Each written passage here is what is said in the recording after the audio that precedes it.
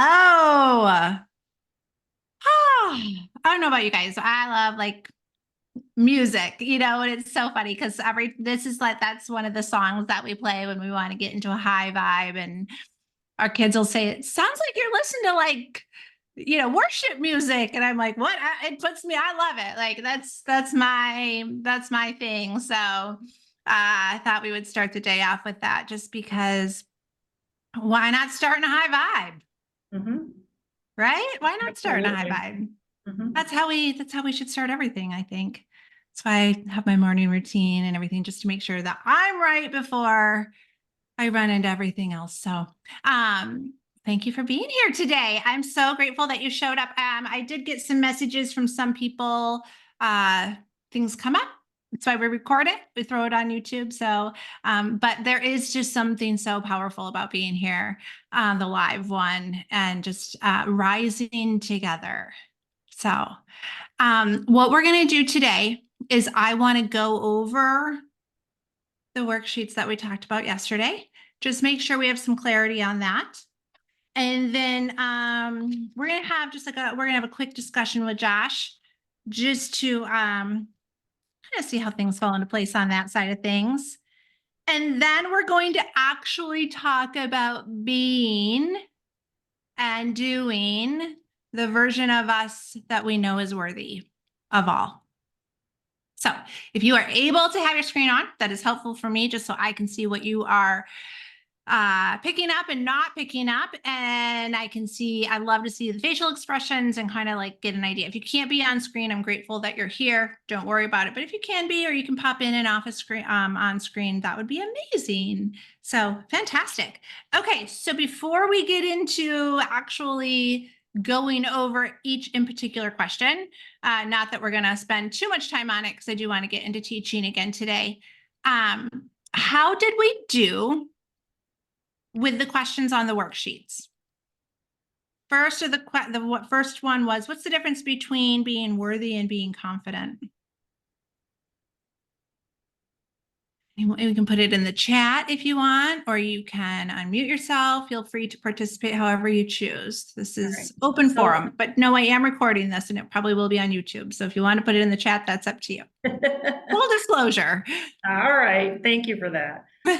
But being confident is having a belief in yourself that you can achieve. And I put worthy is knowing that what you achieve, you deserve it. Ah, yeah. Confidence and worthiness. It was really interesting yesterday. I was in bed. My daughter had just come home from work. She's 19. She's home for the summer from college. And she's worked at the same ice cream shop for, I think she was 15. So for 4 years, this is her fourth summer. And she was promoted to like manager, right? Team, what did they call it? Crew leader. And she came home and she goes, "You're never going to believe my day. It was the absolute worst." I said, "Well, what's going on?" And she said, "Well, because I'm so stupid, I left the broaster on, and I got this order wrong." And she goes, "I'm just such an idiot." Hold on. We're going to let our worthiness, we're going to tell ourselves that we're stupid because we're in a new job description that we are not yet competent in. There's that difference, right? I know I'm the best at my job,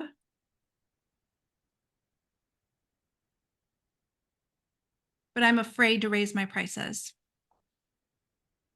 I'm afraid to ask for the business. I'm confident in what I do, but I don't know that I'm worthy of being compensated for it.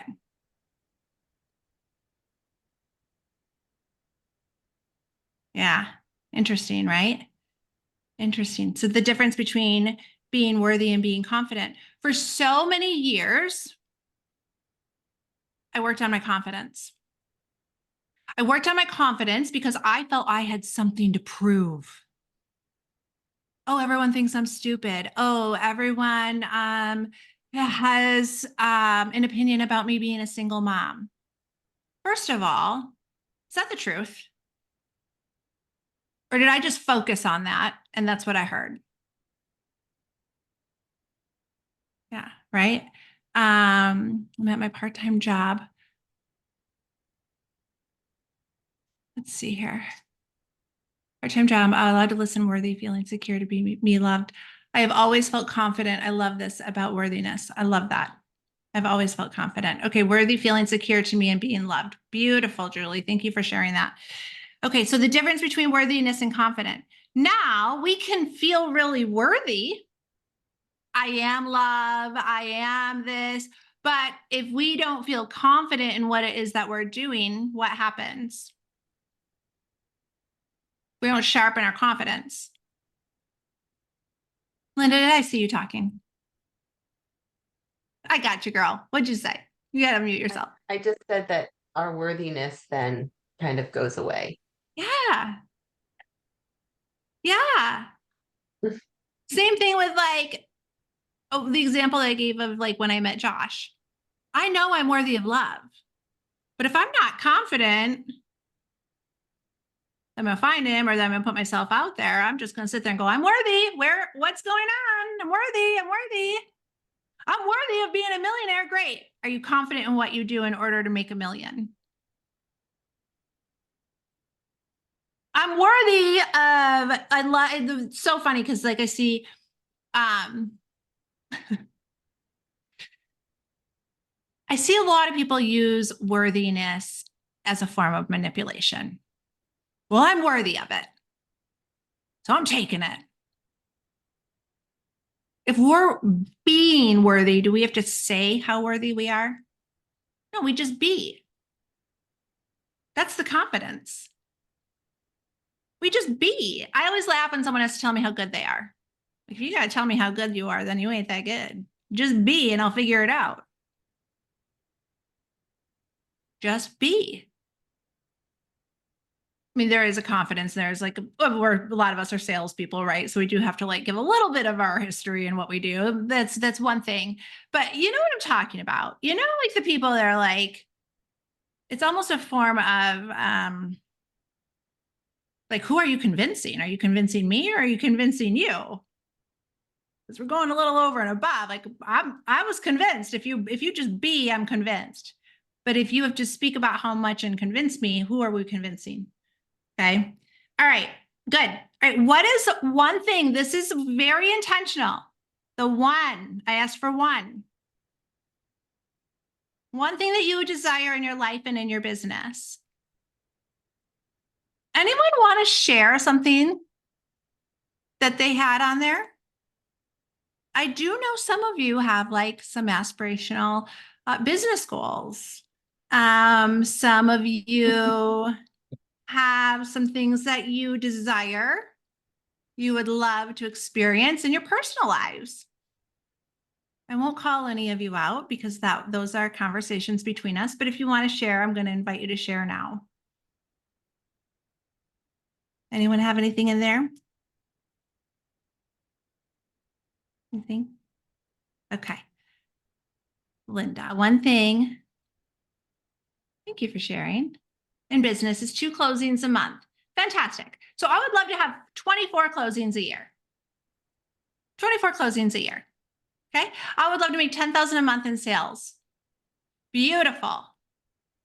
Julie would love to make 10,000 a month. Okay. I want you to ask yourself something.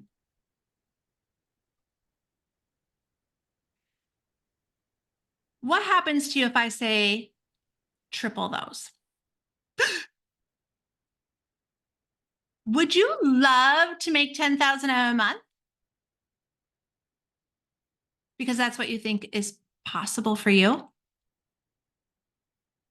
Would you love to have 2 closings a month because that's what you think is possible for you with the systems that you have in place right now, and that would not put you then maybe in chaos? Maybe you know how to leverage or do the things in order. I would love to have 2 closings a month. I didn't say, what do you think is possible? I actually smiled when you said tripling in a month. Good. Yes, Julia, I love that. Okay. Your assignment, Julia, is to go into your imagination and imagine 30,000 a month. What is that going to do for your life? You will be making over $250,000 a year. You will be over a $300,000 income earner a year. How are you going to allocate that? Now, what would you love to do with your personal life with that kind of income? How many people will you impact when you do that? How many lives are you going to be able to touch? Ooh, 2 closings a month. What happened when we said 6? I said triple it. So a lot of times we think what we should love because of what we think we're capable of right now. And so we're thinking from the place that has gotten to us to where we are right now. I don't want to set it too much because I don't want to be disappointed if it doesn't happen. I don't want to claim a big goal out there. If that is uncomfortable for you, a trick I use is I always say, or better. Or better. I also use the language when we're writing goals. I always write them in present tense. What would I love? Oh, I'm so happy and grateful that I now have 2 closings a month or more that come to me easily and effortlessly and on a continual basis. I feel good. Well, then who would I be? If I knew and had complete faith that I am a woman who closes a minimum of 2 deals every single month, continuously and effortlessly. How am I going to then, and what we're going to talk about today is then it's like, okay, then who am I? How do I show up every day? How do I think? What decisions do I make? If I am a woman who, I'm a woman who, right? I am a woman. So who is bold, who is fearless, who takes chances, who asks for the business, who's unafraid of the word no, who doesn't get emotionally involved in the things that no longer serve me. I am a woman who, right? So we set the goal and we say, who do I need to be to do that? And that's what we're going to cover today. All right. Now, the biggest question here, and the one that a lot of us high achieving women will miss, is how does it feel? How does it feel? I have so many times gone from this is what I want to do. Now let me start moving and getting into action. I go from the goal, from the vision. I used to, the old version of me, used to go from the goal and the vision. This is what I want to let's make it happen right now. Because I'm a doer. I'm a doer. So what happens if I don't get into the feeling of the wish fulfilled?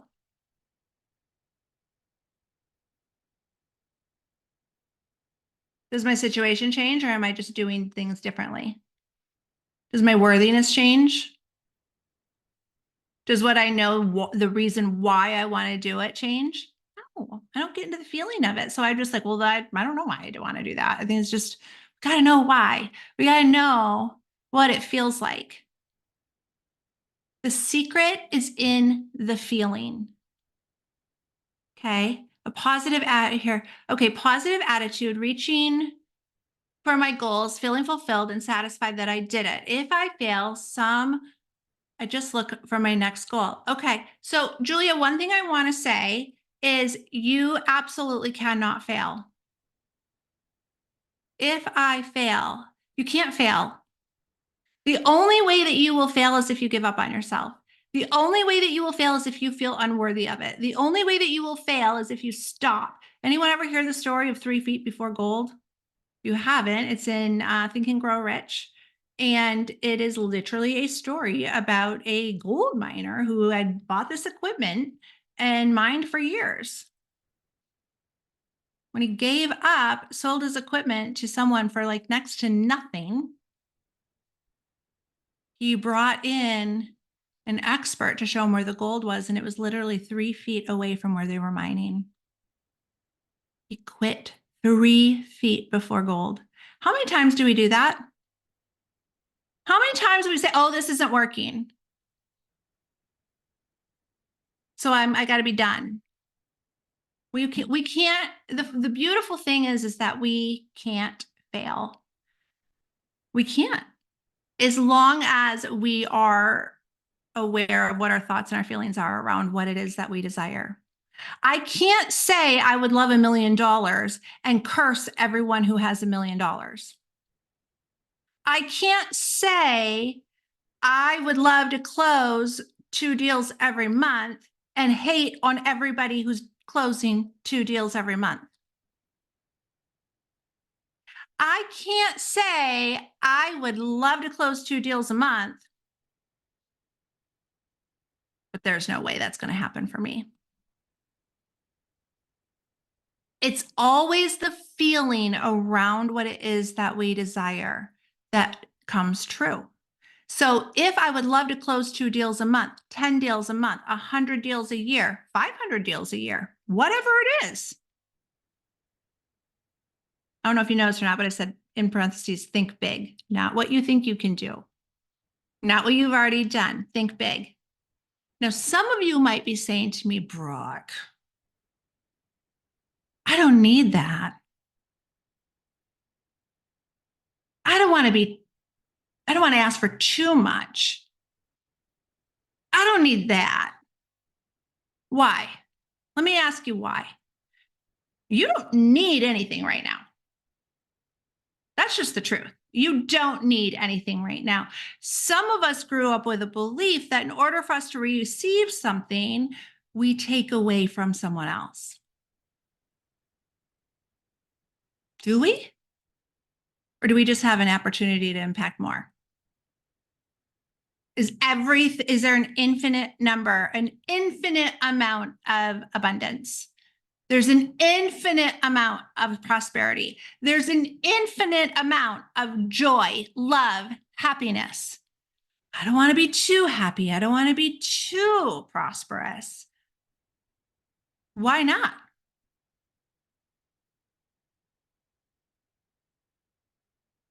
Ask yourself, where did that come from?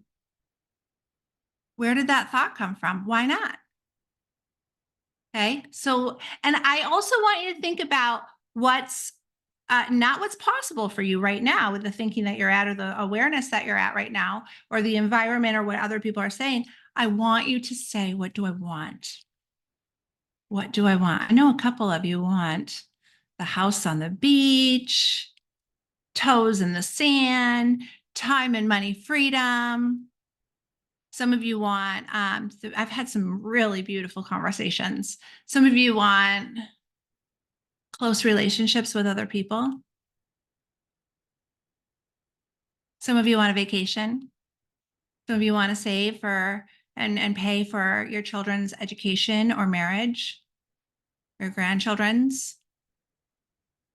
Some of you have some really beautiful things that you desire in your life, right?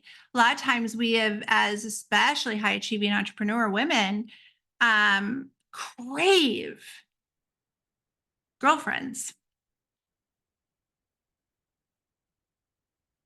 But we focus on why we can't have them. Well, girls are petty. Well, they don't understand.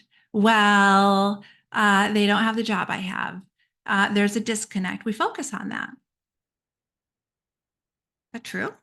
Or can we focus on finding other women who we can relate to? I want a house on the beach too. Julia, I do too. I think we can all just raise our hands here and say, I'd love a house on the beach, right? I love it. I love it. I love it. I want worthiness with me and my work. Okay. So Julia, that worthiness comes from you knowing, not knowing. Let me say, it comes from you remembering who you are. We were all born worthy. We were all being abundant and prosperous is your birthright. We were born with the intent to be able to experience all of this. And the only thing that has gotten in our way is the crap stories that we have believed and hardened as our truth. We have just believed what someone else told us about dreaming big, what our family can and can't do, what we're capable of, what our shortcomings are. Oh, people like us don't. Oh, a good woman doesn't do that. We've believed these stories. What story do you want to believe? So that's why I say I'm going to get you to question everything. Did that come from me? Or is that a story that no longer serves me and I just happen to believe it? Yeah, because there is an infinite amount. So I want you to get into the feeling. How does it feel to have that lake house? How does it feel to close and knowing you have 2 closings every single month? How does it feel now, Julia, to make $30,000 a month? What does that feel like? Can I get into the feeling of that now? And then I want you to understand, like, what has gotten in the way of me being able to achieve this previously. So a lot of us have goals or thoughts or things that we would want in our business or in our life, and we don't stop to think about what's getting in the way. And we can actually make ourselves victim. Well, my family needs this. Well, I need to do this. Well, I you don't understand where I come from. I don't have the time. I don't have the money. I don't have the circle. I don't have this. Is it really not available, or have you not asked for it? Have you not been open to receive because of what you feel worthy of?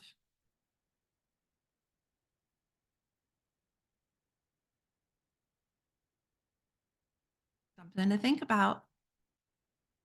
A lot of us aren't open to receive because we're blocking it with the crap stories we have believed, not that came from our creator, about what we're worthy of.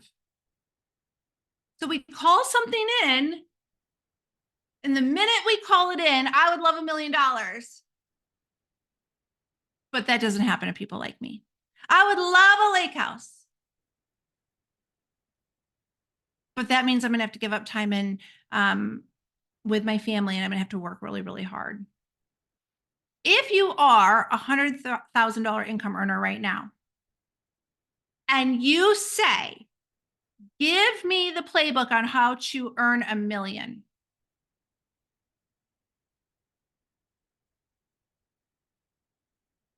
And someone gives you the playbook and says, okay, do this. Your consciousness is still at $100,000 a year. That's where your consciousness lies. How do I raise my consciousness? I get into the feeling. I get into my imagination. I feel it. I see it. I know it's done. But if I am working from a consciousness of a 6-figure income earner and I want to move to a 7, and someone gives me the playbook, but I think like a 6-figure income earner, I show up like a 6-figure income earner, I feel only worthy, maybe it's 5 figures, I don't know, whatever, whatever it is you want. I have no judgment on that. That's totally up to you. I'm of the belief that you can create whatever you want. I have no judgment on that. But if you're thinking from the awareness that got you to where you are today, you are going to have one frustrating ride on your way to the million if you can get there. It will feel hard. It will feel, you'll feel maybe not worthy. You won't know what to do with it. You might not go into your imagination on how to manage it. What happens most of the time, not all the time, but most of the time, When a 5-figure income earner wins the lottery and wins 30 million, what happens? I think the statistic is they lose it within 7 years And or usually abuse it, worse I off. guess, Yeah, why? because their mindset, they don't know how to have it. That's right. Mhm. Their awareness is I'm at, and they're worthy. Their worthiness and their mindset is I'm a 5-figure income earner. But then, all right, this is kind of a weird time to bring up this man, but let's think about Donald Trump right now. Like him or hate him, don't care. This is not about politics, okay? Donald Trump before politics. Think about this. He has a wealth mindset. How many times did he go bankrupt?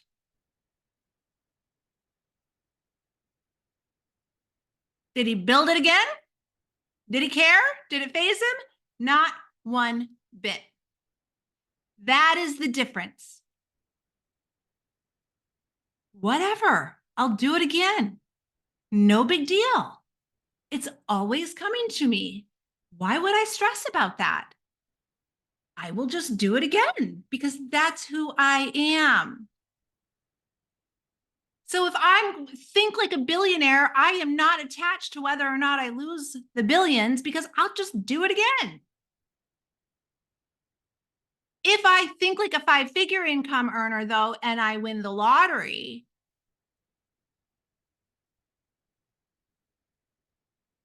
what happens when I lose that? Usually worse off. It's all in our thinking. It is in the feeling. You're going to start looking at, I hope you do, start looking at wealth different because what we focus on expands. Okay. I am a woman who walks every day. I'm very intentional about where I walk. I want to see beauty. I want to see nature. I want to go into beautiful neighborhoods.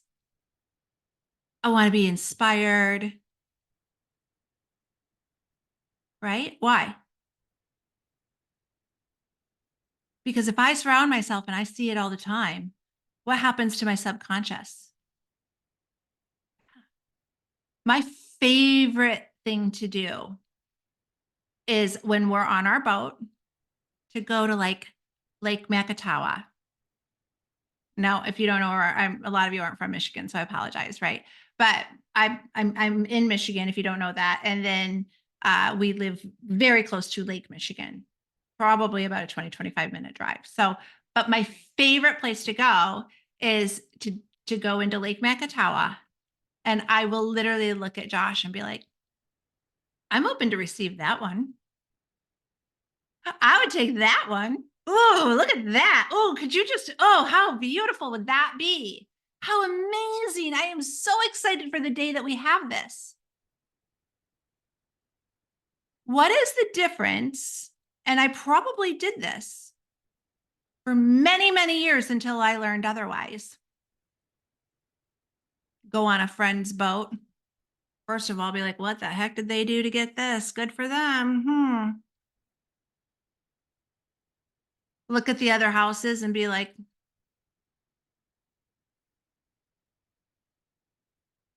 huh, must be nice. What family did they come from? That must be for other people, obviously not for me. And I'm hating on it. Well, what I'm judging in others is exactly what I am judging in me. I'm saying that's not possible for me, so you must not be a good person because I'm a really good person and that's not possible for me. What if we looked at what people have? If we set a goal, we got to look for people to inspire us. How does it feel? What does it feel like? Get excited about it. Get excited about, ooh, I'm so excited to have that. I'm so excited. I'm going to call you out, Lori, if I hope that's okay. But I know that you have a picture of the condo you would love to have on the ocean. And what did I say to you the other day? Are you sleeping with ocean waves? Yes. Yeah, right? Like start sleeping with ocean waves. When you're washing your dishes, are you imagining yourself looking out at the ocean? Mhm. That's getting into your imagination. So by Yep. the time that it happens, you're like, done. This is comfortable for me. This is exactly what we're doing. Of course, this is happening. Not like, oh, I don't know, this is happening and I'm not really ready. And then we sabotage it. Get into the feeling. What does it feel like? What does it do to you? Right? Yep. Here's one of the most beautiful, and I don't know if we're really going to do it or not. We might. We haven't decided. This morning, Josh looked at me and said, you want to drive to Colorado tomorrow? We can work wherever we want, whenever we work with who we want, when we want, wherever we want. I said, oh, what's going on there? He goes, I feel like I want to be in the mountains. He's from Colorado. All three of his boys were born in Colorado. He feels connected in the mountains. I feel connected by the water.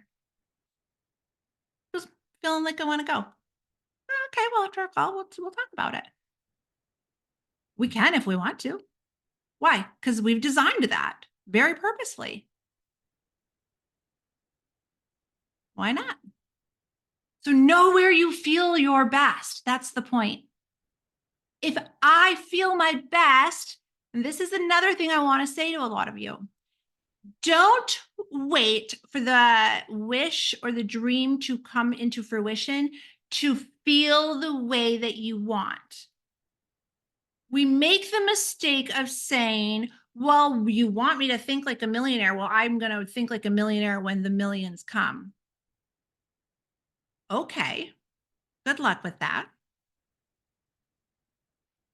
Or I am so mad right now because all I want to do is just be on the beach. I just want my house on the ocean. Can you drive and go put your feet in the, your toes in the beach right now? Can you get as close to it as possible? Yeah. Brooke, I would love to stay in 5-star hotels, but I can't afford that. Can you go sit in the lobby with your laptop and work in one? Can you go to the coffee shop in one? Well, I would love to drive a Maserati, but that's never going to happen. Have you ever been behind the wheel of one? Can you go test drive one? Can you smell it? If you don't know what it feels like, get in it. If you want something, but you have not yet had the experience, go have the experience. You can have it for free. Can I smell the ocean? What does the new car smell like? How do I feel when I'm in it? Can I get as close to it as possible? Because your subconscious mind has no idea. It just will go to what's comfortable for you. So what we focus on expands. I have actually coached some of you and said, I just want to be by the water. I said, go, put your feet in your feet in the sand. Go. Why can't I got clients? Oh no, you go. You're worthy. Go. Why not? The only thing that stops us is us. It's the only thing. We've got to get back into play. Okay. All right. So then we've decided, okay, what stopped me? Well, at the time I didn't think I was worthy. Well, my mom or dad said that it wasn't possible for me. Oh, I had kids. Oh, I needed to keep the peace. Oh, I don't want to play too big. So then we say, okay, what stopped me? And then what is the new story? How am I going to recreate that story? What's the new one? Well, the new story is I sell 2 closings a month with ease. Of course. The new story is I am so excited to have my toes in the sand. The new story is I am perfectly capable. And if someone else can do that, I'm going to use it as inspiration and do it too. The new story is I am not going to work on being healthy because I am feeling and speaking to myself in a manner that doesn't serve me. I am going to go for a walk because I am healthy and because I love myself. What's the new story? We have to create the new story. We have to figure out what the story was that stopped us and rewrite it. Has to be rewritten. So we don't want to miss any of those steps. All right. I'm going to have Josh come on just for a few minutes, and I want to just chat with him for a second.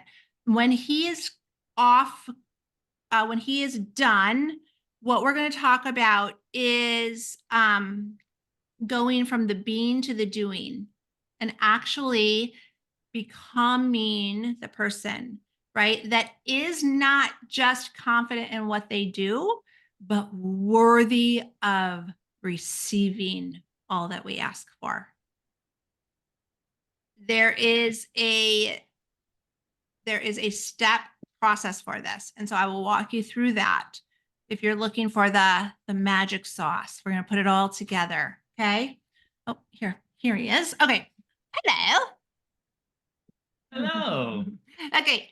Thank you. I know this is an all girl talk, but I wanted to bring you in because can you guys hear me okay? Or should I move my mic? Okay. Because I'm talking to high achieving women, obviously. And there is a thing, and I can't speak for everybody in here, but before I met you, and maybe sometimes do still, right? As a high achieving woman, connection sometimes can feel difficult, if we believe it is, and I did believe it. And a lot of women, when we're at our events, because I don't know if you guys know this about Josh or not, but he was not always like into like as a coach either. But now since we've started this, we actually thought he would be more on the back end, but men are reaching out to him like crazy and saying, I want you to be my coach. And he's like, whoa, okay, this is crazy. Like, what's going on? But what we experienced when we were with our group we were in Toronto with our mentor, and there was an event going on, and we did not know, we had no idea the way that other women were looking at our relationship. And women were coming up to us and asking me this, Brooke, how did you make him do this work? Yeah. What did I say? Oh, I didn't make them. I didn't make him. No way could I make this man do something he doesn't want to do. Like, are you kidding me? To tell everyone like just a little bit about, I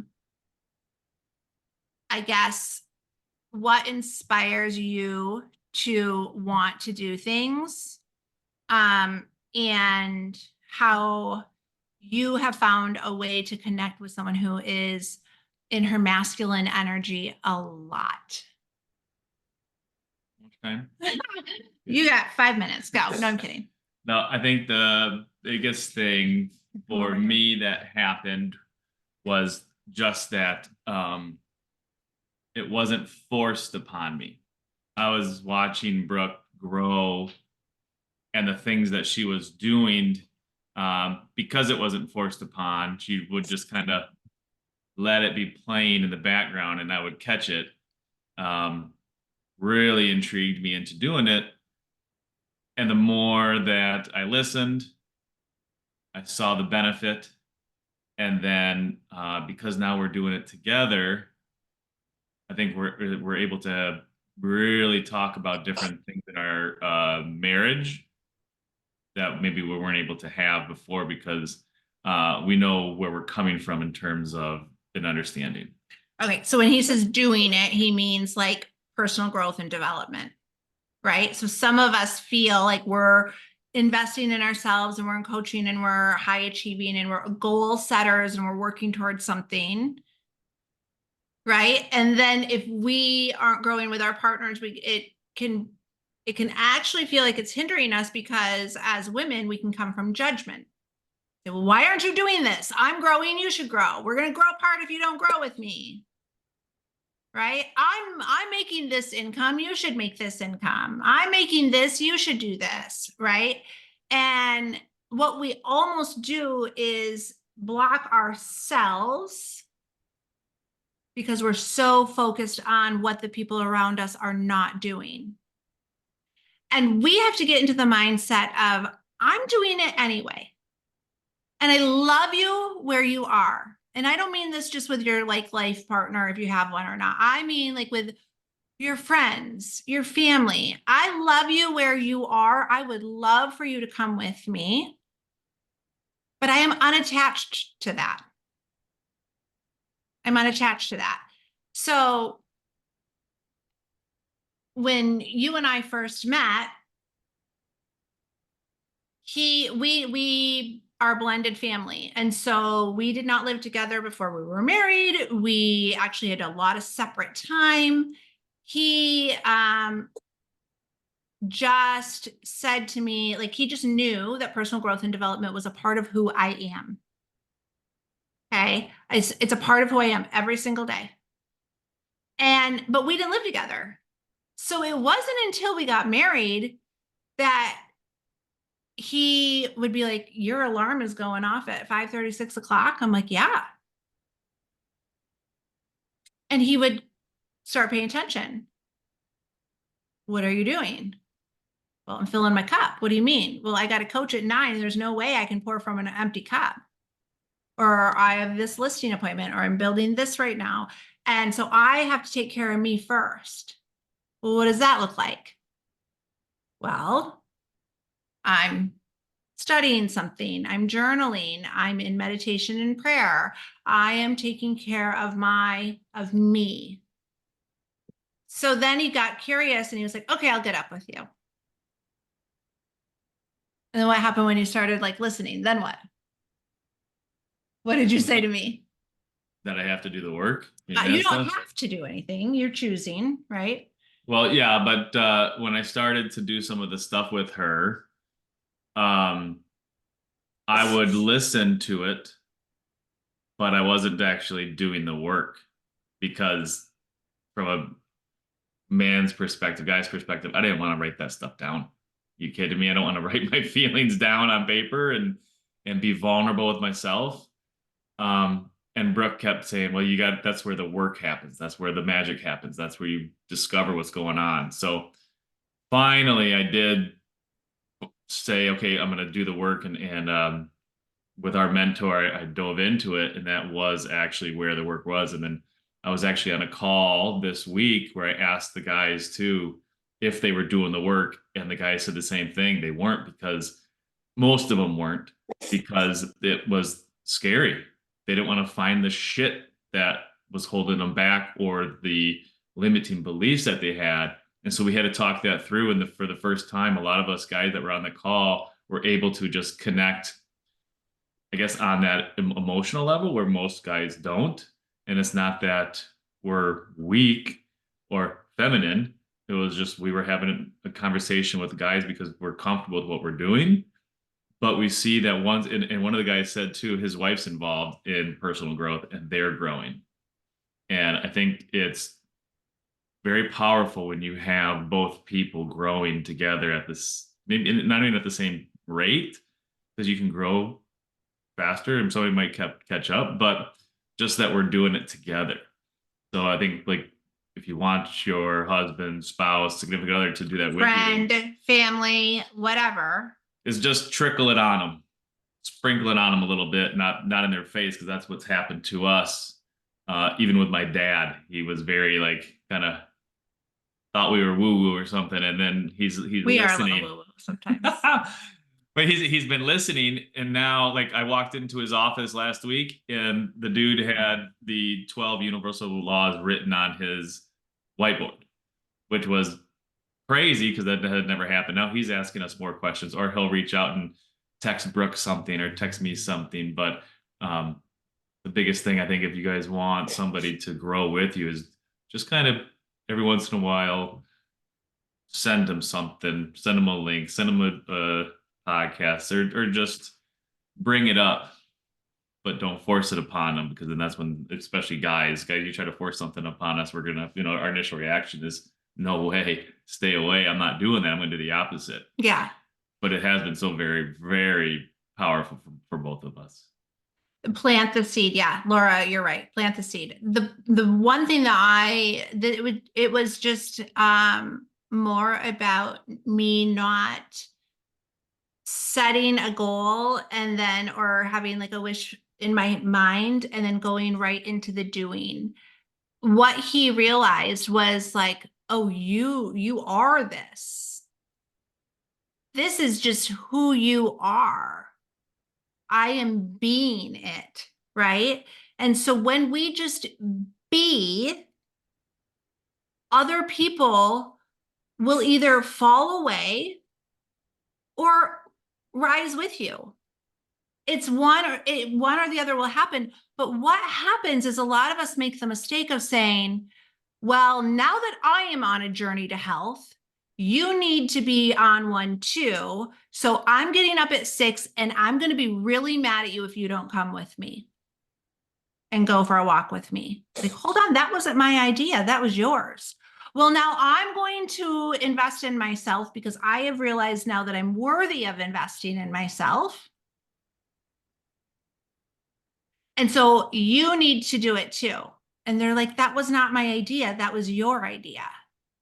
Well, I am going to build my business, and now you need to start raising your thermometer of how much income you'll allow in, and you need to get on the same level as me so that we can bring more money into the house.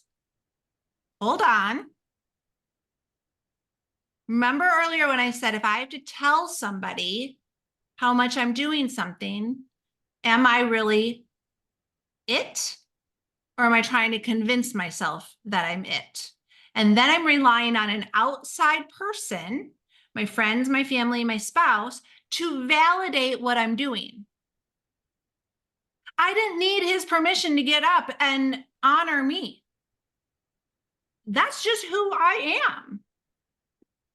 And then he came. But if I was not already her, someone who poured into myself, someone who invested in herself, someone who loved herself enough to nurture and know I can't pour from an empty cup.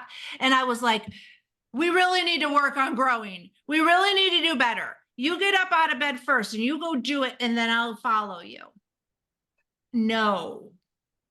Well, if you don't do it, I'm not going to do it. And we're going to stay the same. And I'm just going to be angry and blame you for our life decision because you held me back. How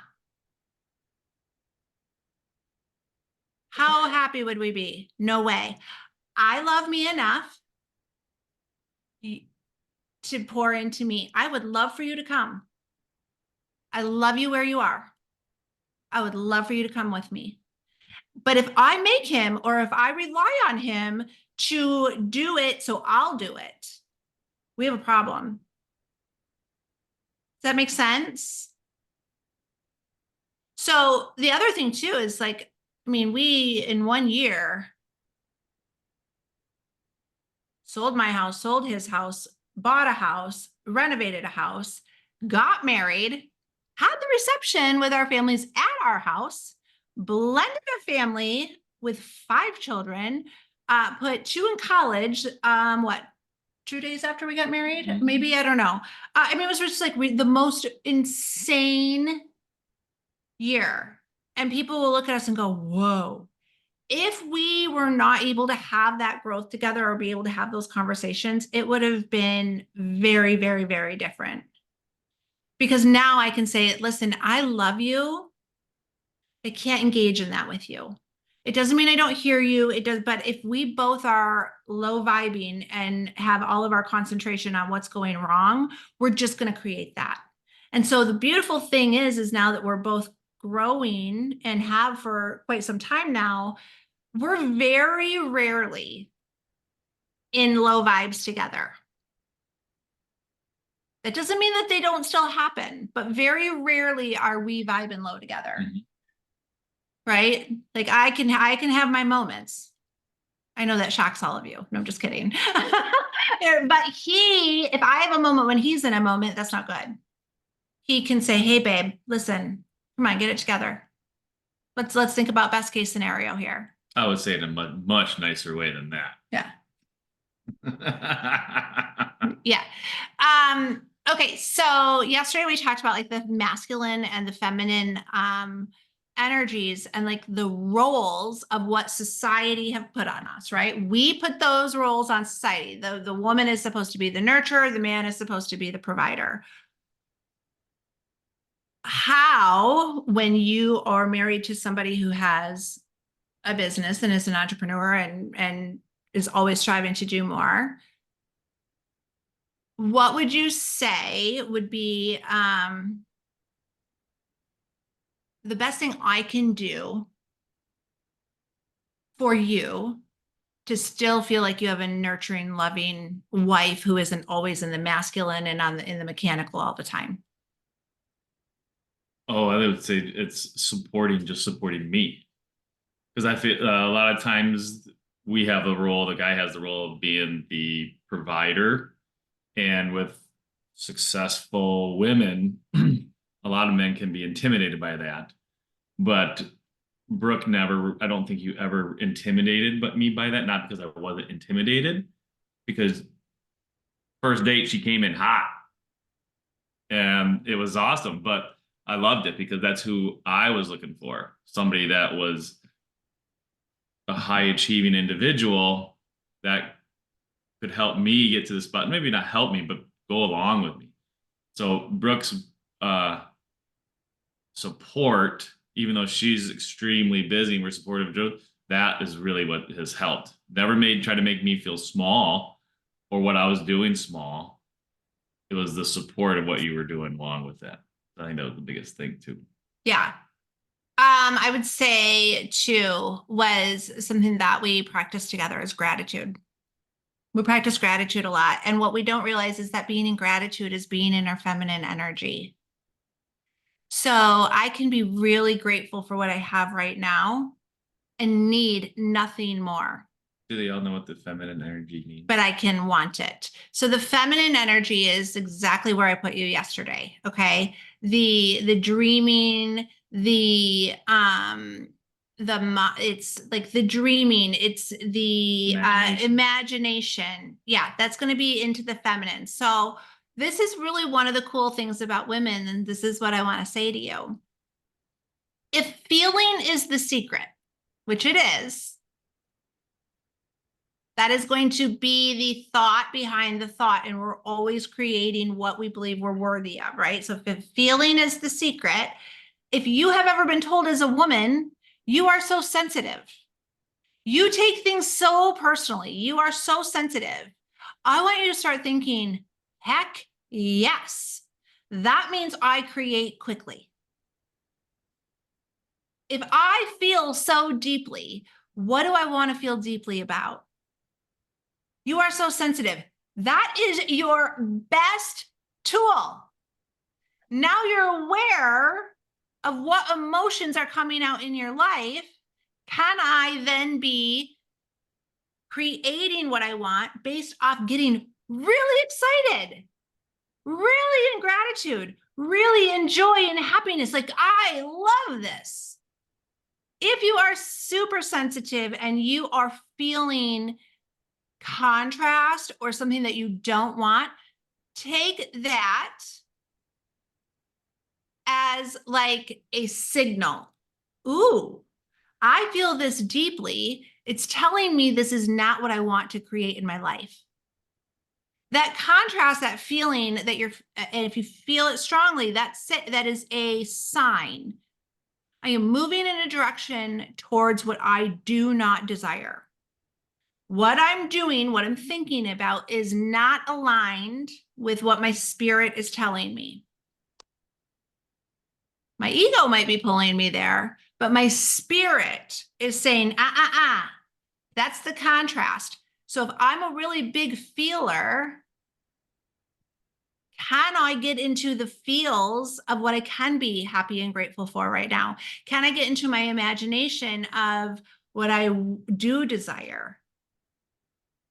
So I don't want us to get into this thing of toxic positivity. Well, just be happy all the time.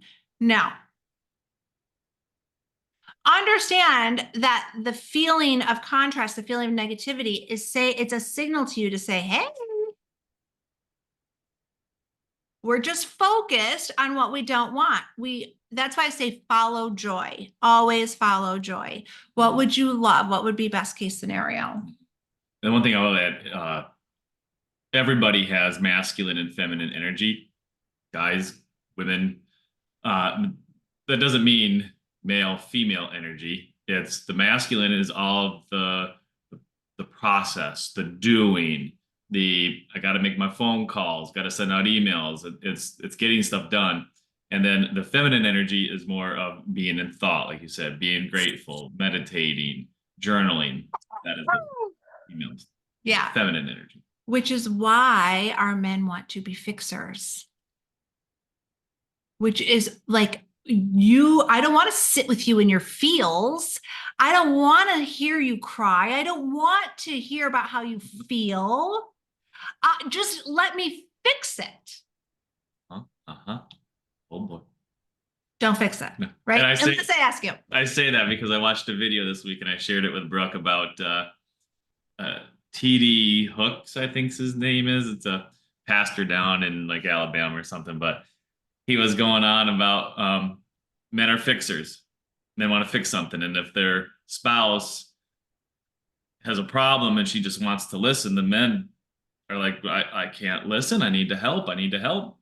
And he's like, really, there's only 7 phrases a man needs to know, and it's going to increase your marriage. It's no way, holy cow, get out, and like a couple other things. It was so funny to hear because sometimes, and I've actually in a way used it this week because I want to try to fix things, and I was just like, just listen, just listen, just listen, and she didn't even know it. We have had like no contrast this week.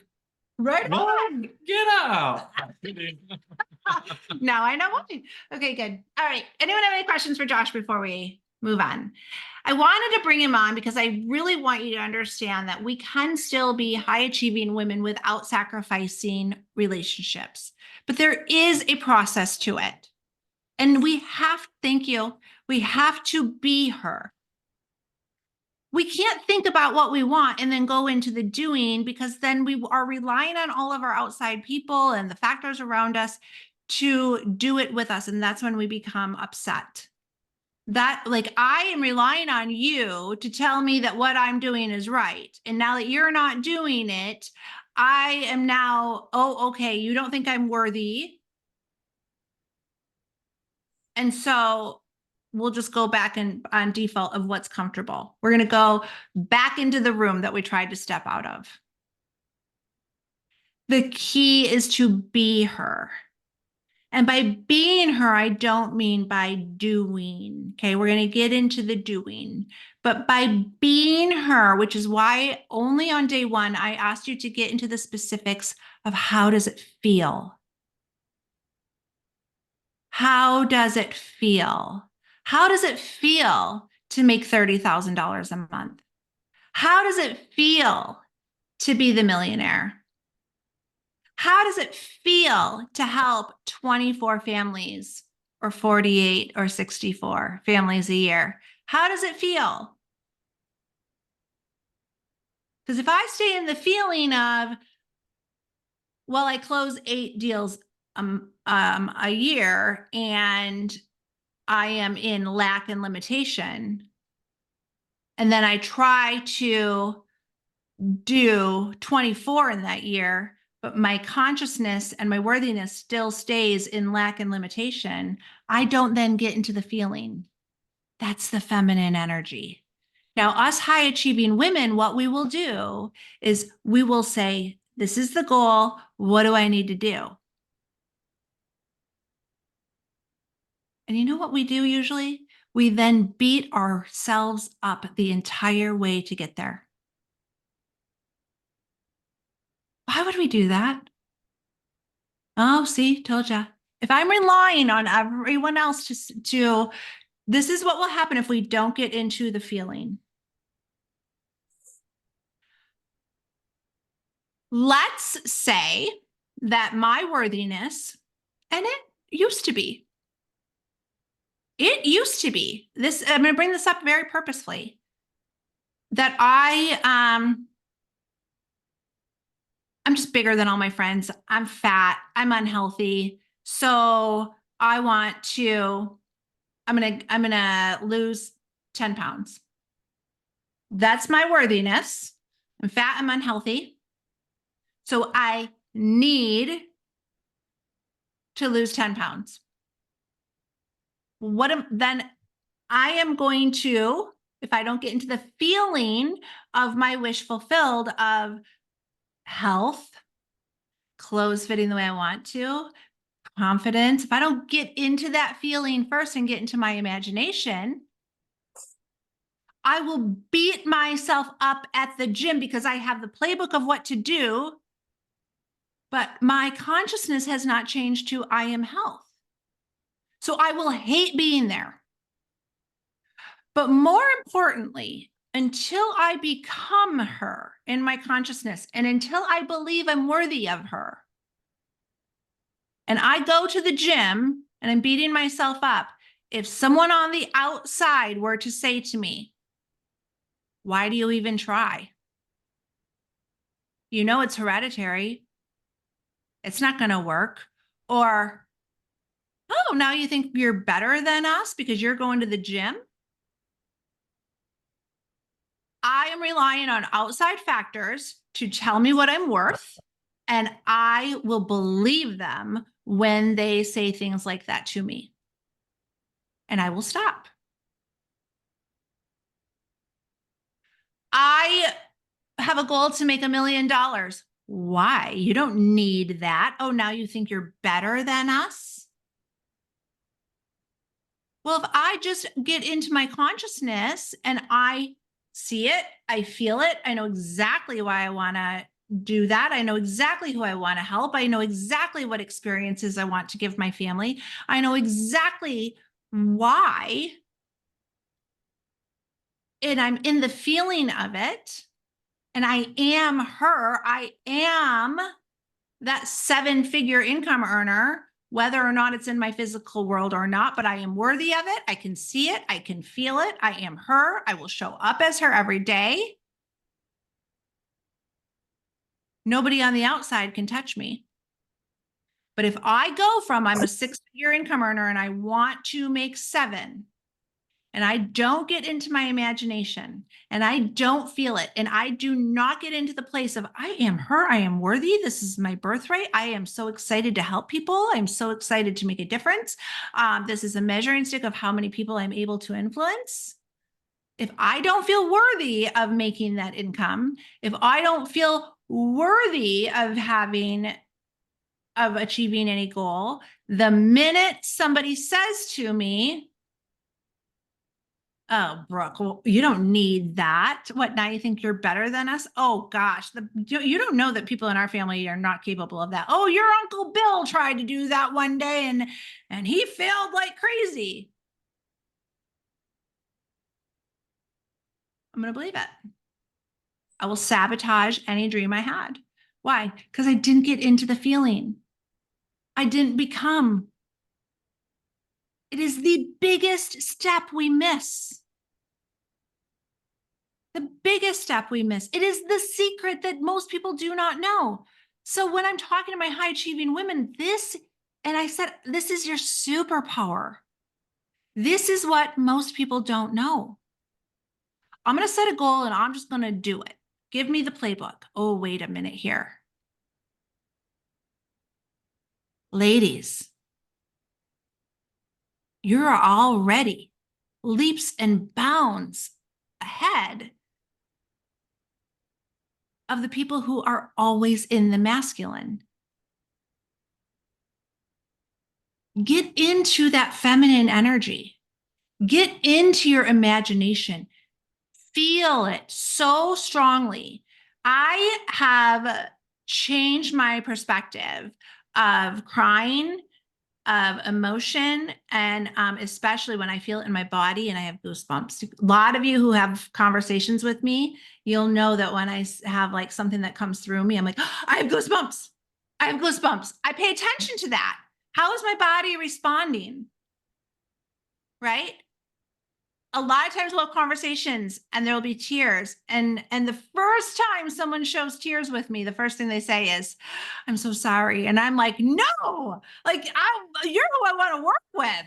You're a deep feeler. Like we're going to have great results. We just have to move that energy. And that's why people work with me, because I meet with you twice a week and you can't escape me. And so then you call me like, I'm having a really bad day, or this is what's happening, or this is the contrast I'm experiencing.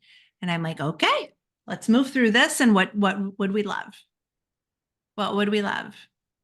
And so we're staying together for those 2 days a week to make sure that you like to get you into the feeling of her, to knowing, to being. It could be real easy for me to say, here's my coaching program. Here's the playbook, download it. And we'll meet in 6 months after you've implemented. How many times have you guys joined a program or gone to a seminar or read a book and you're like pumped up, but then you don't embody it? I know all this information, but did I become her? Did I become her? So I want us to practice being her now. How do we do that? We get into our imagination. A lot of times people will say, oh, I don't have time. Oh, yes, you do. I don't care if it's 10 minutes a day. This should become part of your practice if you choose to change.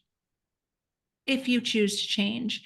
Those of you that have people around you that might not be real supportive of your growth, I'm going to challenge you to observe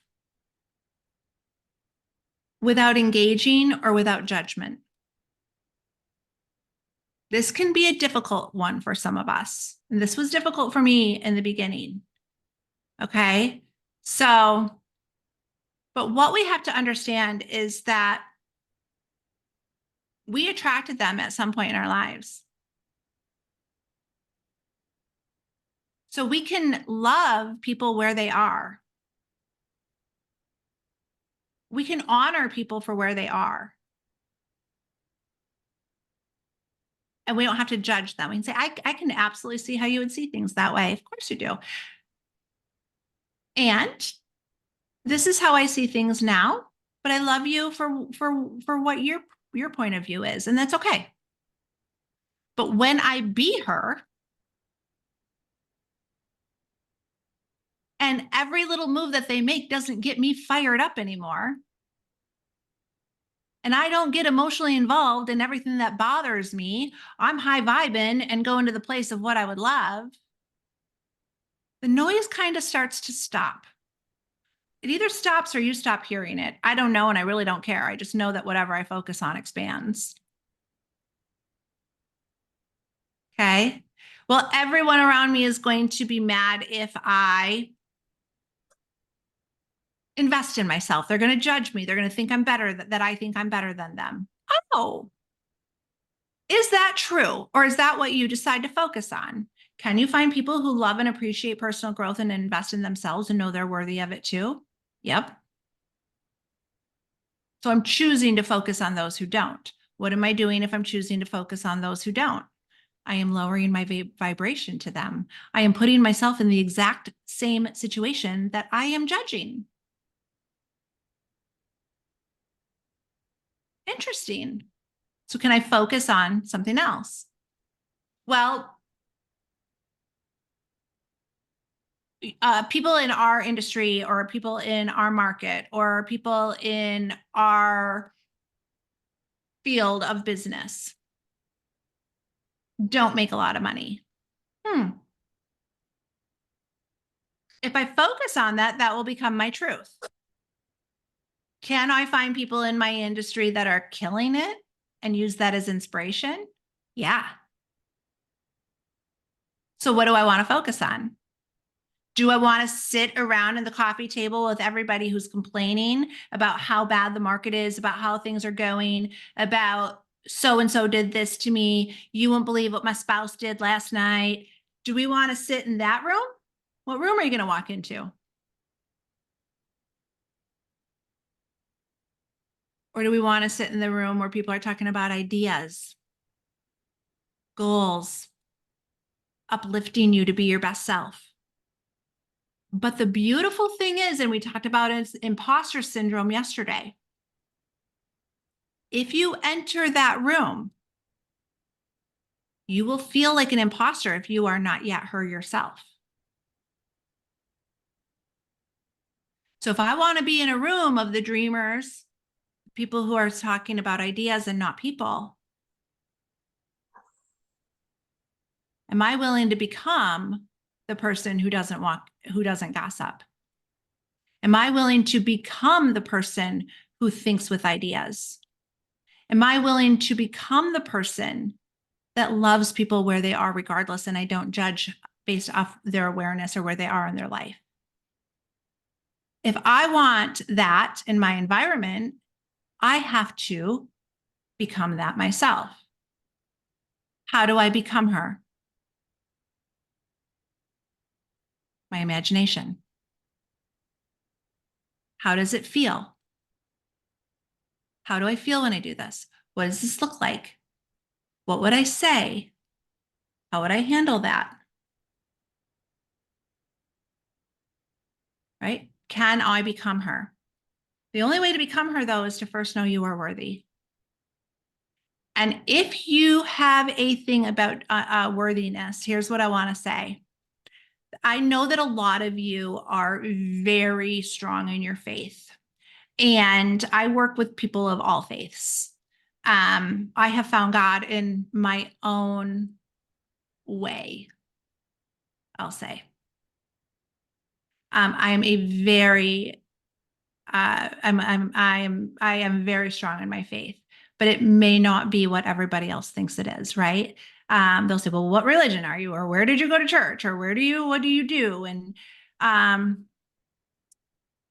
for me, I will just say, I know now the difference between my language of whether or not it is coming from spirit or whether or not it is coming from my ego. My ego wants to keep me comfortable. My spirit wants me to grow. My spirit knows that I have gifts within me that are meant to be shared. Same with all of you.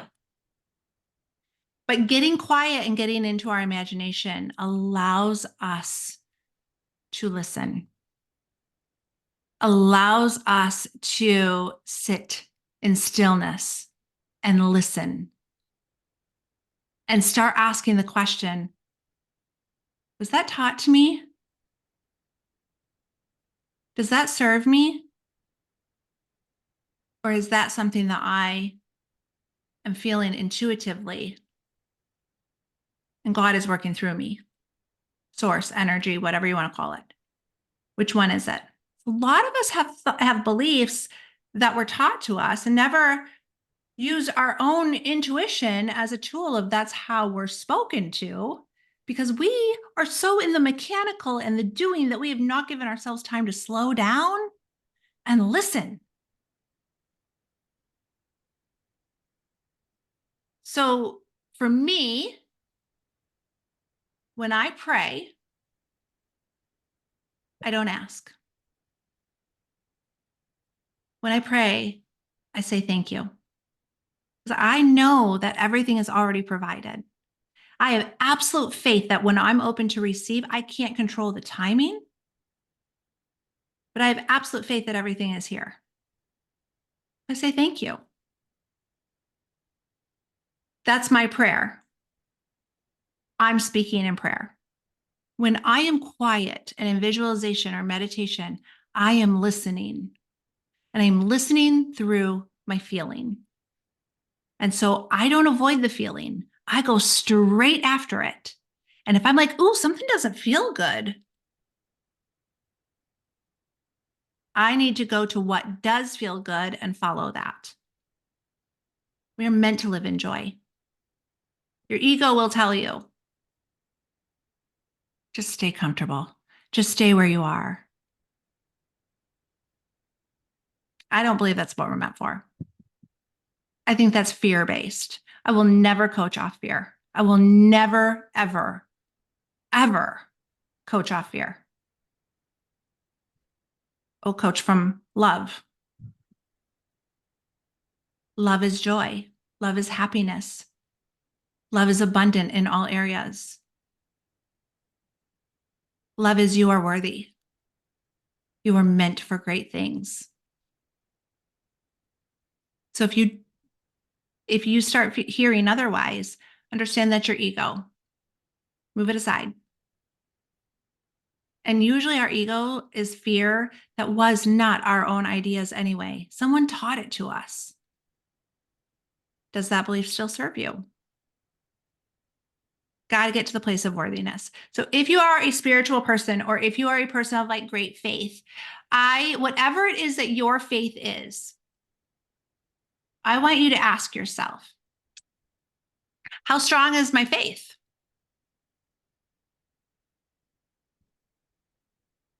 When I have doubts and I say, oh, that's for other people, that's your ego? Do you lack faith in God, if that's what your faith is? Because if God can move mountains, why can't he help you? Are you not worthy of that? You're born worthy. You already are deserving. Start paying attention to it. I really want us to get into the imagination, into the feeling. When we pay attention to how we feel, that is the guiding post of the direction of where to go. Does that make sense? Thumbs up? Okay. Okay. What are my thoughts? So I have on the back of my car, and so does Josh, and I have always said this through coaching and through everything, is be, do, have. Okay. I think it came from actually Zig Ziglar. Okay. So be, do, have. Okay. So what do I want? First, who do I need to be? Second, what do I need to do in order to have what it is that I desire? A lot of times, and I've said this about a dozen, and there's a reason why, is because we have gone from what do I want? What do I need to do?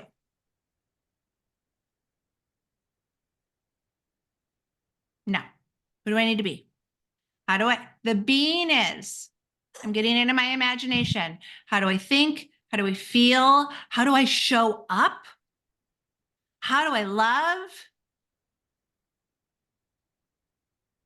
What am I focused on? Being. Who do I need to be? Here's the kicker though. Every time we want to set a new goal, we have to redefine who we be. Who we be. Now, I used to write down affirmations and goals that would say like, I am confident. I sell this many houses a year. I work with this many coaching clients a year, and all the things, right? I am worthy. I am a money magnet. I am a listing machine, whatever that is. I don't know. I am love.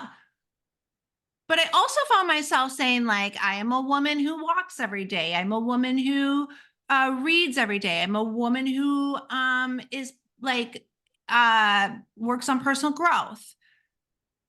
What I'm not going to do is I am not going to already set the parts of me that I am as a goal. Those are fine. I am a woman who moves every day. I am a woman who works on personal growth every day. I am a woman who, you know what I mean? So I don't need to worry about those goals. I already am that. But when I set another goal or another aspiration or something that I would love to have happen in my life, the first thing I have to do is go, okay, what part of me needs to be her that is not yet? Because if I were, I would already have it. Who do I need to be? What area? Oh, okay. I'm a woman who would love to have closer friendships. Who do I need to be in order to have closer friendships? I am a woman who puts herself out there. I'm a woman who compliments people on things other than what they look like, and I notice. I'm a woman who invites people to my home. I am a woman who reaches out. I'm a woman who puts herself out there. We can't just say, I would love close friendships and then go, okay, universe, okay, God, okay, source energy, bring me close friendships. No. We can feel the feeling of close friendships. We can feel the feeling of the wish fulfilled, but then we have to do. I am a woman who, but we do it from the place that we have already been in our imagination. We do it from the place of course, I am worthy of friendship. Of course, I am worthy of prosperity. Of course, I am worthy of love. Because then when it shows up and we've already had it in our imagination, it does not feel like it's something that is unfamiliar. Us humans are real funny creatures. We will default to what feels comfortable, even if it's not good for us. Okay? Sometimes it's too hard to see that for ourselves, but we can see it in other people. Right? You might have the friend who constantly is complaining about something, and you're like, well, then do something about it. And they don't. What is it we're complaining about? Who do we need to be? Stepping into gratitude. Who do we need to be and being grateful for what we have at the same time? Okay. All right. So I can, if I go from I want this and I go to the doing, I'm going to hate my way to health because I'm going to lose 10 pounds. So I'm going to go kill myself on the treadmill and cut my calories and deprive myself. I hate my way to it. If I get into my imagination and I think I am health, I'm a woman who is worthy of feeling good. I am a confident woman. And I start thinking from the place of health, I start making decisions from the healthy version of Brooke, not the unhealthy version who feels unworthy and wants outside validation. I already am health. I already am worthy. So now I'm going for a walk or to the gym or eating nutritious foods because I choose to, because I love me enough to take care of me. Same thing with business.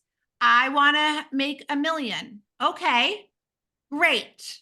If I don't get into my imagination and start feeling the million, being the million, seeing the million, allocating the dollars, making the impact, feeling the feeling of the wish fulfilled, that feels really difficult. But when I'm in my imagination as the millionaire already, I make decisions from her. I make decisions from the version of me. Well, what would millionaire Brooke do?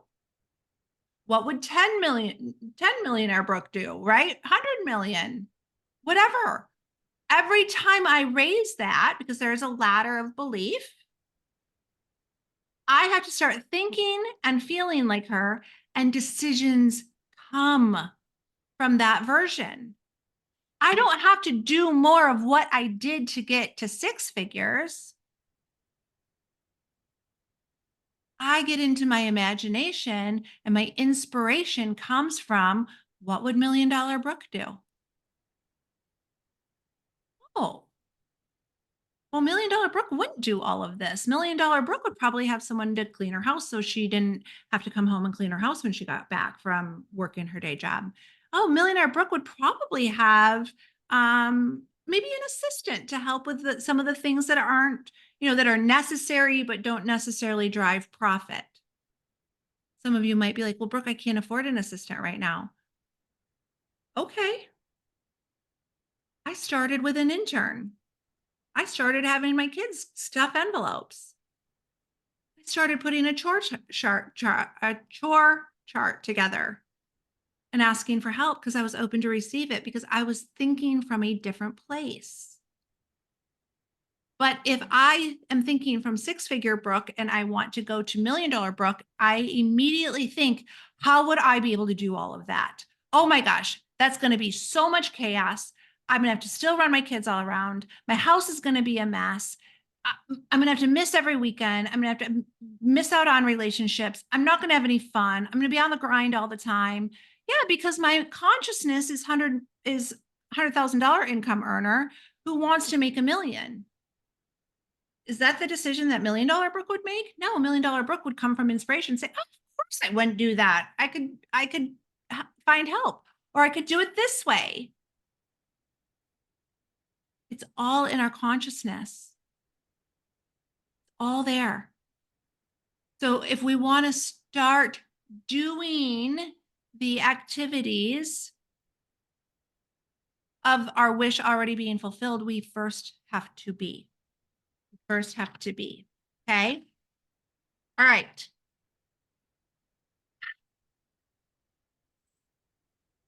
There is a period of time that you could walk away from this and you could be really inspired and you could say, okay, it's time. But then what happens is it doesn't show up right away. The wish fulfilled, it takes time. So I want us to think about something I've mentioned a couple times, like being an observer and not being a participant in any of the contrast. This time in between what you want and who you are being, and then the actual having the wish fulfilled, the timing of that, first of all, is not entirely up to us. Sometimes things happen in God's timing or the universe timing because we're still preparing and working towards it. But it also has to do with how much you believe it. Okay. So there is a period of time between when you say what you want and you be her, and then when it shows up. And just like what we spoke about before, a lot of people will quit 3 feet before gold. They'll say, oh, this isn't working. What we have to understand is about 95% of the working is not seen. It's not seen. Okay. So I want you to think about if you, well, whether or not you've had a kid or not, right? A baby, you understand that from the time that, you find out you're pregnant,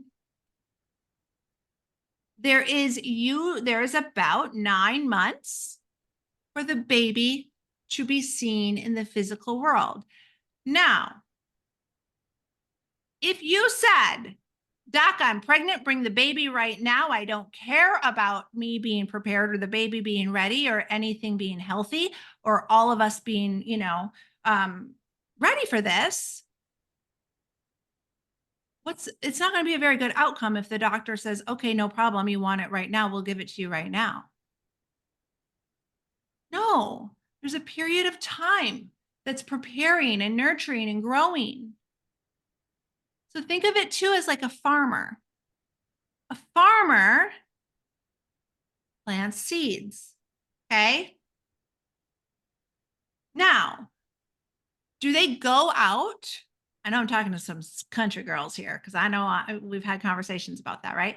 Does the farmer go plant the field and the next day walk out and go, ah, that's it. I have no corn. Didn't work. I knew this wouldn't work for me. Oh, the farmer understands that I planted corn.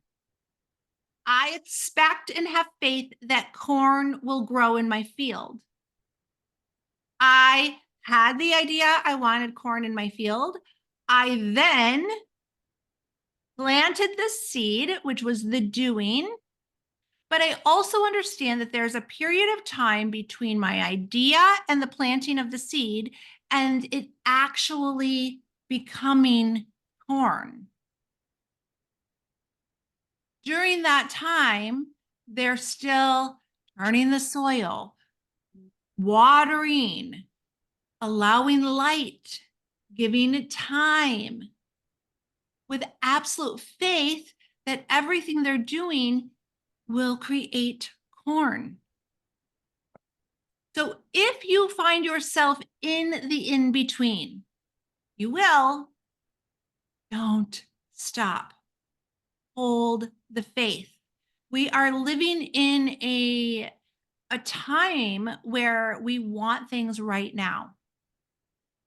I think that's why so many people give up so quickly. We're not used to having to wait.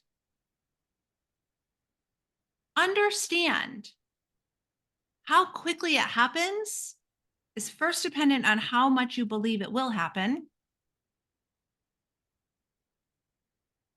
what you're doing in order to nurture that belief, and then just having faith that it will sprout in its perfect timing. Okay. Sometimes I will hear people say, well, I tried that once and it didn't work. Okay. Did you continue? Did you nurture it? Did you follow up? Did you hold the belief? Did you love on it? Did you know that you were worthy? Did you get into your imagination? Did you do the activity of what it took? Or did you give up before?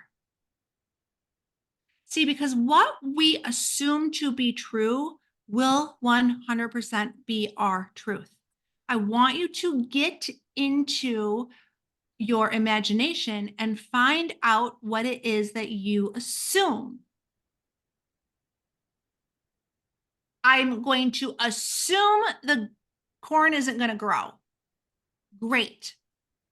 Well, if I'm going to assume the corn isn't going to grow anyway, then I'm just going to sabotage it growing and stop watering it and stop nurturing it and stop worrying about it. And I'm going to let it die. If I want to raise my prices and I assume people are going to be mad at me for it, the first sign of someone being mad at me for it, I'm going to assume, see, look, people are mad at me, and then I'm going to go back.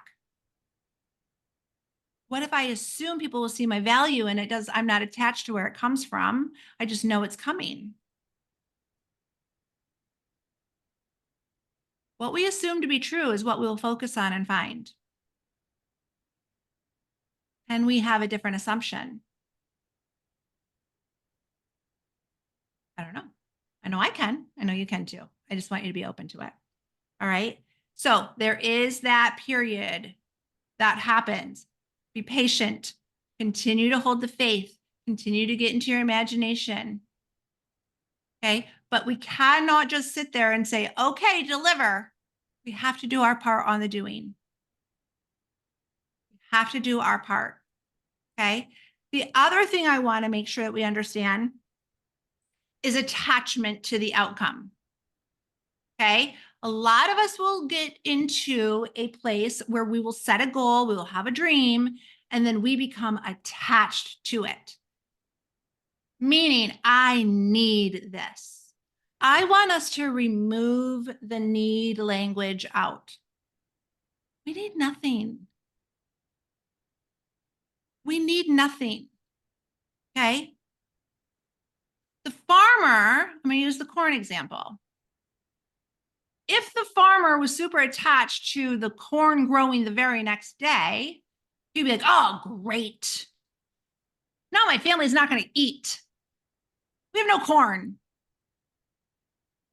Or he can say, I am so happy and grateful that I have a grocery store that I can go and purchase things for my family to eat. And I'm so excited for when we can eat our own corn from our harvest.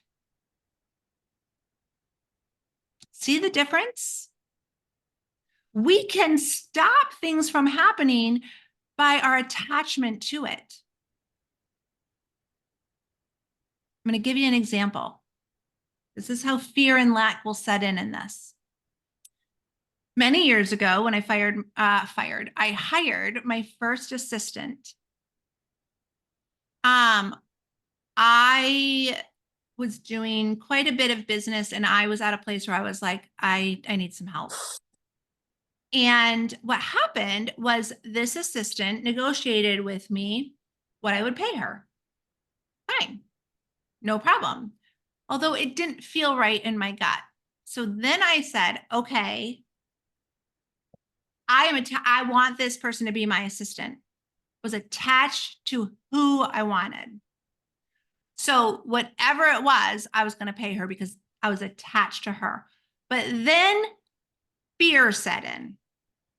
And I went into major fear of, I have to grow my business now because I have this assistant in place.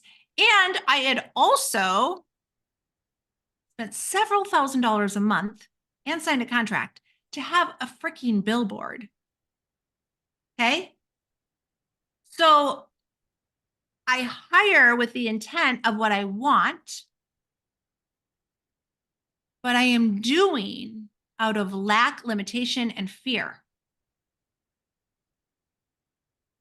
I kid you not. This is almost embarrassing for me to tell you this. I went on 8 listing appointments. That, I don't know, within a couple week period, I didn't get one of the listings. Not one. Why? Because I was coming from a place of lack, limitation. I assumed I wouldn't be able to afford it in my subconscious because I had not been her first. I went into the doing. And when I was acting and doing out of lack and limitation and not being the version of her, I went directly into the doing. I found evidence of what I assumed, which was, I can't afford it.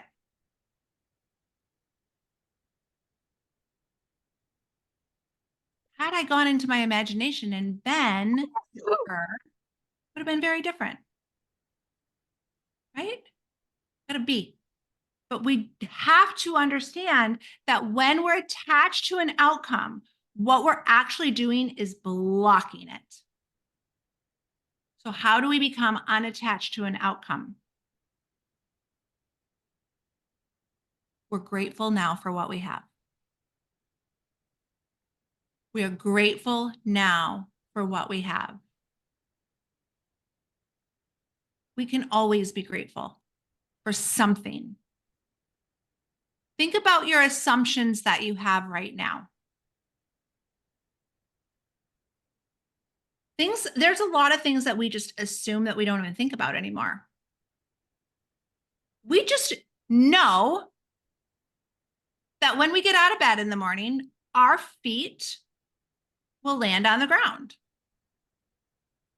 We don't lay in bed going, oh gosh, I hope gravity works on my side today. I sure hope that when I get out of bed, I'm able to land on the floor. I sure hope gravity is still here right now. No. We have absolute faith that our feet are going to hit the floor. We don't worry about it. Can we be grateful for that? Can we be grateful for the small things? Can we be grateful for a roof over our head? Can we be grateful for maybe someone's really kind of ticking us off, but can we be grateful for something within them? And if we can't get grateful for what it is in the situation that we're having contrast in, can we at least move our energy to something that we are grateful for, so we are not going down the rabbit hole of negativity and all the other things? Yeah. So if you're wondering, Brooke, how do I become unattached? We are grateful for what we have right now. I don't need an amount of money per year coming into my accounts. I don't need that. I'm open to receive it, but I'm unattached. Why? Because I am focused on how grateful I am for the clients I have right now. I am focused on how much value I want to pour into people. I am so grateful for that. I would love to have this many clients a month. I would love to serve this many people, but I'm unattached. It's okay if I don't, because I'm so grateful for what I have right now. Same thing, kind of like with the example that I gave of how I met Josh yesterday when we were talking. By the time I had been in my imagination enough to where I felt love, I felt protected, I felt worthy. When he showed up, it was when I was unattached to whether or not he would be my partner. I was good. Wasn't attached to that. You guys know what I'm talking about when you meet people with like need energy. You're like, whoa. That's what we do with need energy. We propel what we want. So we need to start being grateful for what we have in order to be open to receive more. God, the universe, source, energy, they say one thing. Yes. Yes. Meaning, if I am thinking in need, which is actually thinking in lack and limitation, the universe, God, source says, yes, here is more to be in lack and limitation and fear about. When I am thinking in gratitude, the universe, God, source says, yes, here is more. I'm going to hold the vision of my wish fulfilled every day. I'm going to be her. I'm going to be in gratitude so I can remain unattached to what it is I desire. Does that make sense? Now, a lot of times we can even become attached to other people's opinions, to other people's feelings. I want you to become unattached of other people's feelings and opinions. Does not mean you don't care for people. We can care for people all we want, but we are not responsible for their opinions or their feelings. Why are we attached to them? Let's be attached to how we feel, and let's bring them with us, unattached. If we are attached to the outcome, we are coming from a place of need, lack, and limitation, and blocking the desire. We have to get to a place where we are unattached. I need this to happen. I need this to happen. The other thing I hear people say a lot is, I should be doing this. I should be doing that. I should have. I wish I had. Let it go. Understand that when you let go of the shoulds and the needs, and you start using the language, I am choosing, you've gotten your power back. I am choosing to feel this way. I am choosing to believe this. I am choosing to do this activity. I am choosing. And then when you find yourself worrying about what Your friend from high school that you haven't talked to in 30 years might be thinking about you, of you, because you put a post on Facebook. Then you can ask yourself, why am I choosing to worry about this? Why am I choosing to allow this person to bring me down? I am choosing. Now, some of you might be thinking, yeah, but Brooke, you don't understand. Like my brain will spiral and my brain. That's all programming. It's all habitual. So the first thing we need to do is just become aware of it with grace, not judgment. But understand it's like going to the gym. It's a muscle, right? It's not going to be perfect right away. Got to exercise it. But the beautiful thing is being aware of it. Oh, I don't like the way this makes me feel when I'm going to do this. Why am I choosing to do that then? Oh, well, because I don't want so and so upset with me. Interesting. Why am I choosing to be so worried about this person's opinion? Are they worried about how I feel? No, they're worried about how they feel. That's okay. That is okay. If we all chose love, joy, happiness, prosperity, wouldn't that just take the judgment out of it all away anyway? Yeah. Be helpful, be loving, be kind, be generous, come from value. Do the things that your heartstrings are telling you, this is what I'm choosing. But don't ever do something because you should or you need. You don't. If you go into something and saying, I need to do this, that can build resentment in your heart. If you go into something and say, I'm choosing to do this, that's a whole different energy. And everyone around you can feel that. I think about like when I would work like a 9 to 5 and I would get up and I would like scramble and I would go around and I'd be like, I have to go to work. I would go, I would ruin my whole day. My energy would walk into the office and everybody around me would be like, what's your problem? I'm like, oh, I'm just tired and my kids and da da da da da da da da da da da. Right. Well, I'm there anyway. So I can feel like I need to be there and I can ruin my day and I can ruin everyone else's day and I can just be, horrible throughout the whole thing. Or I can go to work and I can say, I'm choosing this job. I'm choosing to make a living. I'm choosing to do this and work and be my best self because maybe I want some red bottom shoes. Whatever. It's a difference. And then when I'm choosing, I can choose otherwise if I choose to. But if I feel like I need to, then I am stuck. I have to be at this job. And I've blocked myself from anything else. Questions on that? Okay. So we're going to go into first, I want this. This is the wish fulfilled. Of course, why not? Who do I need to be? I become her by getting into my imagination.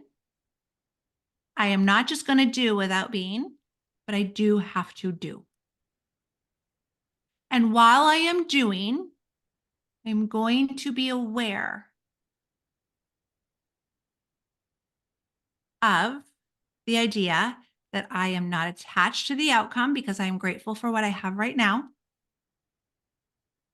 And I also understand that there will be a period of time that I will not see the wish fulfilled while I am nurturing it. And I am okay with that. I understand that from the time I plant the seed to the time it comes into fruition, about 95% of what is going on is unseen. But I will hold faith and I will nurture it and know that it's coming to me because I am her. I am worthy. I am not just confident in what I do. I am worthy. So I am not going to sabotage it when it comes to me. And I will do what needs to be done, no matter how long it takes, in order to have what I desire. Okay. I want to make sure that we are not hating our way to get what we want. If you were doing that exercise and you realized I've always worked on confidence, but it's the worthiness piece, then work on the worthiness piece. Go into your imagination and feel it. That might be more comfortable for you to say, well, I'm just going to work on the confidence piece. Yeah, no, you already are confident in what you do. You already are competent in what you're in your job. You already know, but let's go into being worthy. The other part too is some of us say, I know I'm worthy, but why is this not coming into fruition? Why am I not seeing it? And I will see it signs, I'll call it signs of land. So when I gave the example of like the pregnant woman or when, the baby, signs of land is the belly is growing, boobs are tender, whatever it is, right? Like signs of land. I know I got a baby in me. Sign of land. Am I holding the baby? No, but I see signs of land. Farmer. Signs of land. Little sprout here. Is it corn? Not yet. Signs of land. I could look and go, see, not happening. Nothing's growing. Oh, look, no corn again. No corn again. Or I could look for signs of land. Oh, look at that little sprout. I'm so excited for that to turn into corn. Oh, look, this person just came into my life. I am so excited to find out what it is that, how we can benefit each other's companies. This is a sign of land. I don't know how it's going to unfold, but I know that things are going to open and things are going to come to me. And I'm so excited and I'm going to look for signs of land. That's how we find joy throughout the period of waiting. Okay. All right. So much. So what I want you to do after you've done those worksheets, if you have not done those worksheets, I want you to ask yourself why. What stopped you? There is a reason. I was busy. Were you busy? Or do you not value your time? I think I'm doing it wrong. Well, there's no wrong. And why are you so afraid of being perfect? There's something in there. So ask yourself why. And then once we have uncovered that and you are in your imagination on the bean, I want you to ask yourself, who do I need to be? Or who do I need to be? And then what do I need to do? And when you are her in the being, the doing will come from that place of inspiration. So hold the image. The doing will come from that place of inspiration. Okay. Let's see. Oh my gosh, I can talk for a while. I'm like, it's already 2:00. What the heck? Okay. Several of you already do coach with me, and I'm so happy and grateful that you do. And if you are a person that came on here and you're like, I just want the value and I just want to, get to the free events, I am so okay with that. It is my honor to pour value into you, and my hope is that you got value. If you are someone who feels pulled right now to inquire about my coaching programs and you want more of this, I am going to invite you to please make contact with me. And understand that if you are feeling inspired to reach out to me and then you stop yourself, could that be a worthy thing? Am I worthy of investing in myself? Am I worthy of growing? Right? If this is not your time, I am not here to decide your time. I will be here forever. It does not matter to me. I am not going anywhere. I feel like this is I'm living my life calling and I'm happy to do it and whatever that is. But I do want to send the invitation that if you feel pulled, I want you to really think about why am I not reaching out? Why am I not reaching out to see what this could look like for me? So I want to invite you to do that. And if you think I'm too busy for it, you're wrong. I'm never too busy to do what brings me joy and do what I love. So don't be attached to that either.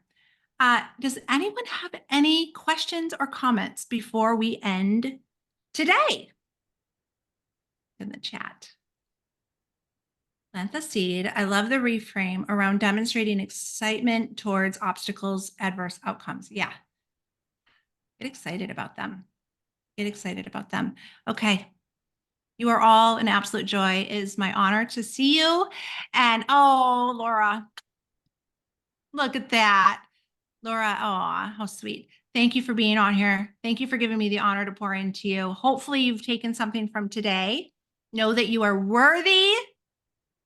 And let's go out and be the best versions of ourselves that we can see as of right now.